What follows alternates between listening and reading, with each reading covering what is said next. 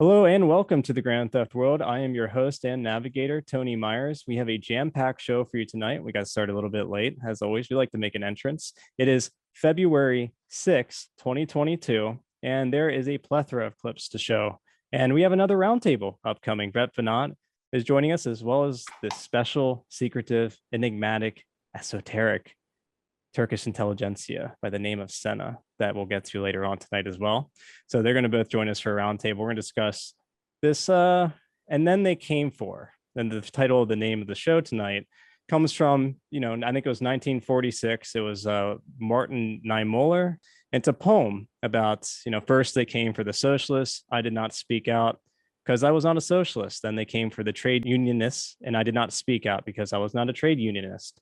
Then they came for the Jews, and I did not speak out because I was not a Jew. Then they came for me, and there was no one left to speak for me. And I thought that's such an apt title because of what's happening to Joe Rogan right now. Hopefully he's above the mark, and he's uncancelable to a certain degree because of how much prestige and how large his audience is. But at this point, we need to cover the situation. We don't cover enough culture, I think, too often on the show because of what's going on with the vaccine and the issues around the lab release, as Daszak likes to say. And we get sort of bogged down in a lot of details, but we sometimes the culture, which is, politics and a lot of these other elements of what we're experiencing are downstream from culture. And it's important that we also focus on what this means for the culture and why is it happening now?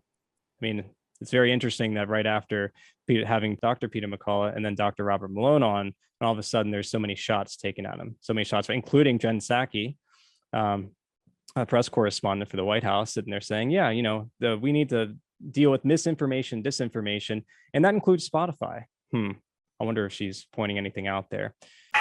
Our hope is that all major tech platforms and all major news sources, for that matter, be responsible and be vigilant to ensure the American people have access to accurate information on something as significant as COVID-19. That certainly includes Spotify. So this disclaimer, it's a positive step, but we want every platform to continue doing more to call out mis and disinformation while also uplifting accurate information. Yeah. But ultimately, our view is it's a good step, it's a positive step, but there's more that can be done.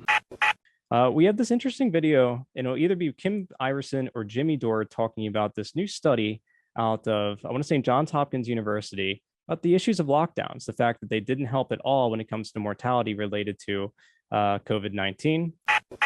Well, a new study from Johns Hopkins University has found lockdowns had little to no effect on COVID mortality rates, yet had devastating effects on economies and numerous social ills. Hate to say I told you so. Well, in fact, the study's author agrees that mandates and shutdowns actually created substantial harm. They concluded, quote, lockdowns should be rejected out of hand as a pandemic policy instrument. The analysis from Johns Hopkins shows that lockdowns early on in the pandemic reduced COVID mortality by about only 0.2%. And found that in some situations, they found some evidence that limiting gatherings was counterproductive and increased COVID mortality, interestingly enough. So what they found was that, when people were forced to stay home, if somebody was sick, then they were infecting their entire family. And also, one of the issues with the lockdowns was that when college students, so they were, remember, telling college students to go back home. Well, college students living amongst young college students are not really at risk. We know this now. We really kind of knew this then, but we definitely know this now that they're very low risk. So a 20-something-year-old, 19-year-old, 20-year-old college student is much lower risk than when they go home and they're around their older family members. So when you sent all the college kids back home, what did you kind of expect to happen when then they were maybe infected and then they go home to their parents and they've got a hypertensive father or grandparents who live with them? It's disastrous. So this was very problematic. This study from Johns Hopkins shows that there was really no reduction in mortality, 0.2%. That is not worth it. they concluded that there was just way too many other ramifications from this. Now, what's really interesting about the study is that they actually compared it to Sweden. So remember this, everybody was saying Sweden is a disaster. Sweden is a problem. Oh my gosh, look at Sweden, the libertarians' dream. We should not do what Sweden's doing. And Johns Hopkins, what they did was they looked at the countries that did a lot for lockdowns and they compared that to countries who did a little. So they didn't do a comparison of doing nothing compared to locking down. They looked at lockdowns compared to doing less. Now, also in this study, aside from the lockdowns having marginal effects on death rates, the conclusions found that shelter-in-place orders were more effective than lockdowns, but still only reduced COVID mortality by 2.9%. So lockdown was one thing. Shelter-in-place was like, don't kind of telling people, don't go out, don't do things.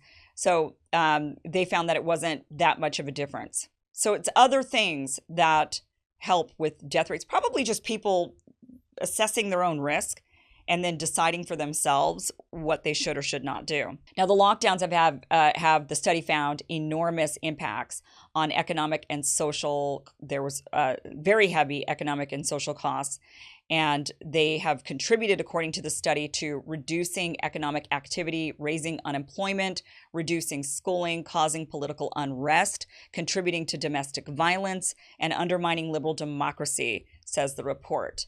So they said this was a net negative. This was really bad. The working class was pummeled as they were forced to close their businesses and keep their kids at home. So I feel like these lockdowns were an absolute disaster, criminal even in nature. We have Tucker Carlson talking about this slip up with the State Department, admitting that, they don't release anything that's not true. Oh, wait, we just said that Russia is going to invade the Ukraine. Oh, wait, no, don't worry about that. Nothing to see there at all. State Department spokesman Ned Price knows exactly how this works because Price began his career at the CIA. Watch Ned Price at the briefing yesterday. We have previously noted our strong concerns regarding Russian disinformation and the likelihood that Moscow might seek to create a false flag operation to initiate military activity. Now, we can say that the United States has information that Russia is planning to stage fabricated attacks by Ukrainian military or intelligence forces as a pretext for a further invasion of Ukraine. Wait a second, Ned Price, what was that? A false flag operation? Really? That's a jarring term to hear from a Joe Biden employee, much less an official, because until yesterday, we were under the impression that false flag operations didn't exist. And to the extent they did exist, it was only within the diseased imaginations of conspiracy theorists like Alex Jones and his minions in QAnon. That's what they told us. But now they're telling us that false flag operations are entirely real, except they never happen here, never in the United States, never in Washington, only in Russia. Okay, we'll let that digest for a minute. CIA veteran Ned Price assures us it's true. Now, normally that would have been the end of it. Reporters would have scurried back to their cubicles to write their breathless little stories about Vladimir Putin's latest false flag operation. And by and large, that's exactly what did happen. The stenographers wrote Ned Price's story. But one of them didn't. That man's name is Matt Lee. He's a State Department reporter for the Associated Press. We know nothing about Matt Lee other than he appears to be a middle-aged man who's been around long enough to ask a skeptical follow-up question or two. And in Washington, that makes him virtually unique. Lee noticed that Ned Price hadn't actually said anything that could be checked or even described in meaningful detail. So Lee asked, "Hey, Ned Price, what exactly are you talking about?" Here's the exchange that followed. Okay, well, that's quite a mouthful there. So you said actions such as these suggest otherwise, suggest meaning they suggest they're not interested in talks and they're going to go ahead with some kind of what action are you talking about? One, the actions I've just pointed to. The fact that Russia continues to engage in disinformation campaigns. You made an allegation that they might do that. Have they actually done it? What we know, Matt, is what I've just said, that they have engaged in this activity, in this planning activity. But let me because obviously this is not the first time we've made these reports public. Whoa. Hold on a second. What are you talking about? That was the question. And it's a good question. You wish you heard it more in official briefings. In fact, you wish you heard it more in everyday life in this country. It's usually the essential question and the first step toward finding out what the truth is. Ned Price, of course, didn't want to answer that question, but Lee kept pressing him. Why didn't Matt Lee just take Ned Price's word for it like everybody else? Well, maybe because this is the very same Ned Price who has a documented history of lying to reporters in the briefing room. Here's Ned Price promising that Kabul would not fall to the Taliban not long before it did fall to the Taliban.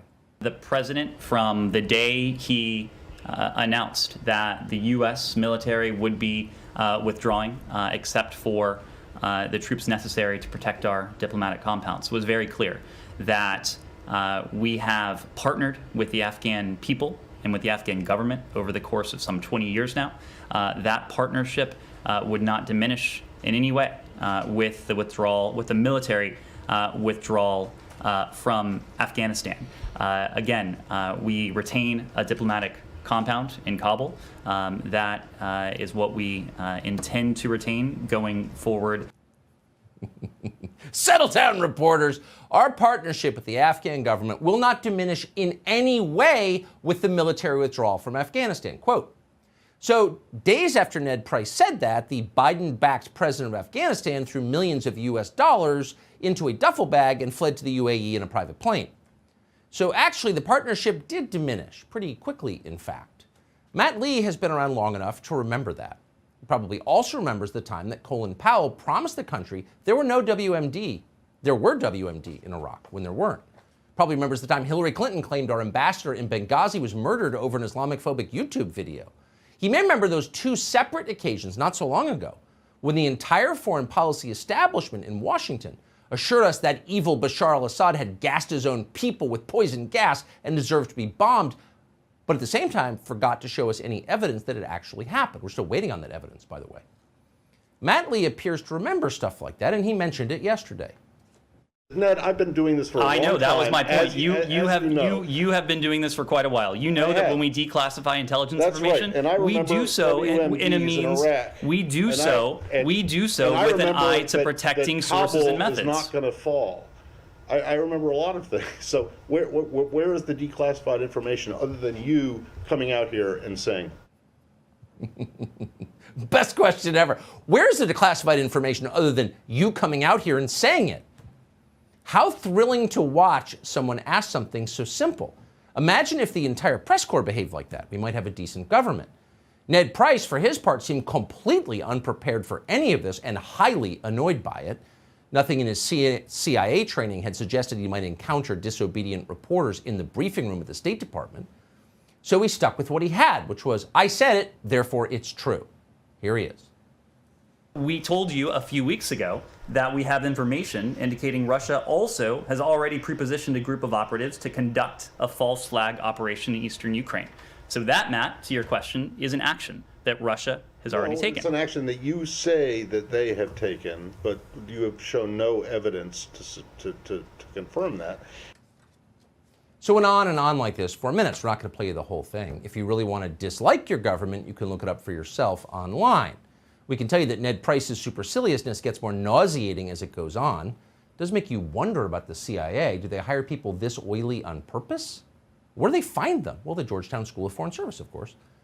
We'll play just one more portion of this exchange in which Matt Lee flips the usual script and accuses Ned Price of sounding like a crazed conspiracy nut. It's beautiful. Watch. What is the evidence that they play? I mean, this is like crisis actors, really? This is like Alex Jones territory you're getting into now. What evidence do you have to support the idea that there is some propaganda film in the making?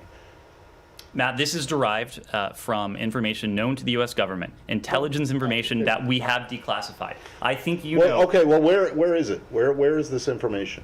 It is intelligence information that we have declassified. Well, where is it? Where's the declassified information? I just delivered it. No, you made a series of allegations. One correction. Alex Jones lies far less and is far more credible than Ned Price is. But you see the point. Ned Price lost that exchange. He claimed to have information that he did not have, and Matt Lee persistently called him out on it. So Ned Price just ran out of BS. The BS barrel was empty. So what did he do then? What did Ned Price do then? You know the answer. Ned Price did what they all do when they're cornered. He went right to the lowest personal attack. He didn't call Matt Lee racist. He's probably saving that for next week. But he did suggest that Matt Lee is more sympathetic to Russia than he is to his own country, the United States. He implied that Matt Lee is a shill for Vladimir Putin. Watch. If you doubt the credibility of the U.S. government, of the British government, of other governments, and want to, find solace in information that the Russians are putting out, that is for you to do. I'm not asking what the Russian government is putting out, and what is it supposed to be? And then, of course, we're going to get into the roundtable. How to talk to vaccine doubters, 5 tips for parent ambassadors. Once that process is complete, soon thereafter, your body will remove this spike protein. You're done. You're done. Our immune system realizes that the protein does not belong here.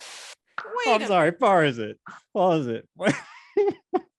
This is just supposed to be the emotional preparation. We're not supposed to get hung up on this. Are you serious? There's so many problems with this already. They're just like stating blatant facts without going into any more detail.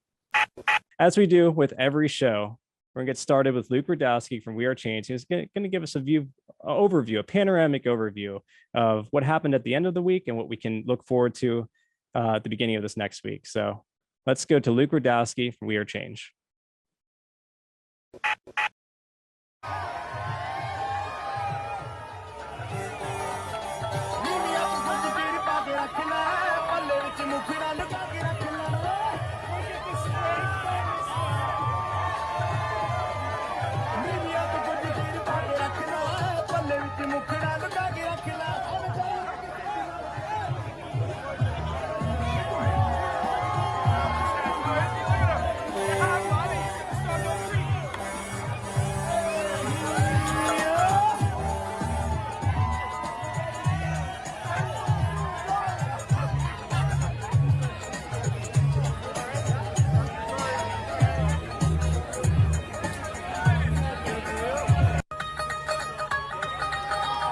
That right there is the trucker protest happening right now in Canada, which of course the corporate media and government bureaucrats have been calling very dangerous and racist. Welcome back, beautiful and amazing human beings. Ready for something crazy? If you spent time in the standard American school system from kindergarten through high school, you've spent 15,000 hours of your precious life in a classroom. Shocking. But yet, look at where we're at. Many of us feel totally ill-equipped to function in this crazy, overwhelming, hyper-competitive world. We get anxiety at the prospect of adulting, and entrepreneurship totally just feels like a pipe dream. This is the thing. I found a resource that has made the hugest world of difference for me and my journey of confidence, self-reliance, and success in an unpredictable world. It's called 19 Skills for Success That School Never Taught You. It's a free resource that I consider to be totally priceless and has taught me many of the skills I need to know to be flexible and to succeed in a world full of uncertainty. Who knows what the next few years could bring? I believe that you were made for more. And if you could succeed without these tools for self-reliance, wouldn't you have done it already?